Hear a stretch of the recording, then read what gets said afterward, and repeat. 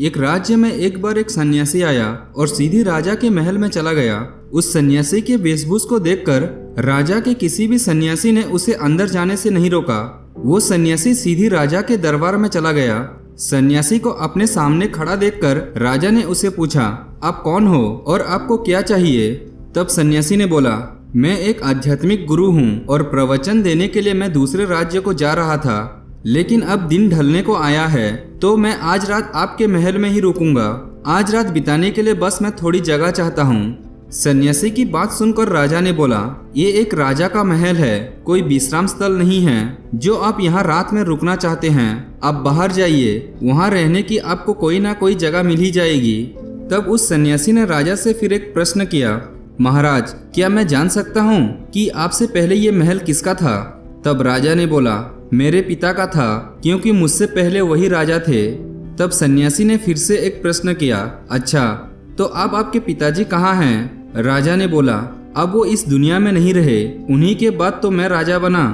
अच्छा, आपके पिता से पहले ये महल किसका था? सन्यासी ने फिर से प्रश्न पूछा।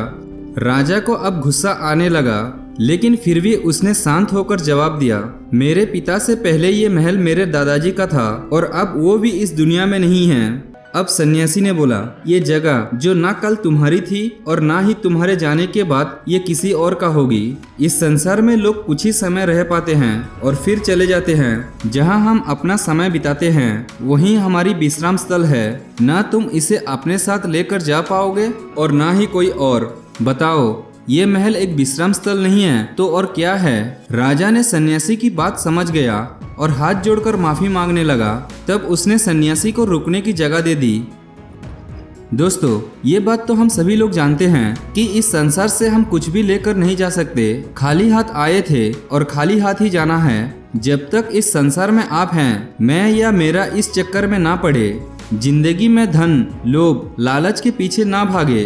भागना है तो खुशियाँ के पीछे भागे। जिंदगी की मजा बहुत पैसों में या फिर बड़ी बड़ी गाड़ी में नहीं है। जिंदगी का मजा है खुश रहने में। खुश रहें, क्योंकि दूसरे के पास चाहे बहुत ही पैसा क्यों ना हो, क्योंकि इस दुनिया से वो भी जाएगा खाली हाथ ही और उसका धन का भोग कोई और करेगा। और अगर पैसा होकर भी आपका जिंदगी दुखों से भरा है तो आपकी जिंदगी अपने आप में ही बेकार है। याद रखना और इस पर गहराई से सोचना, आलीशान जिंदगी से बेहतर है एक खुशहाल जिंदगी। तो दोस्तों, वीडियो आपको अच्छा लगने से वीडियो को लाइक और शेयर जरूर करना। मिलते हैं एक नई कहानी में। Thank you, have a nice day.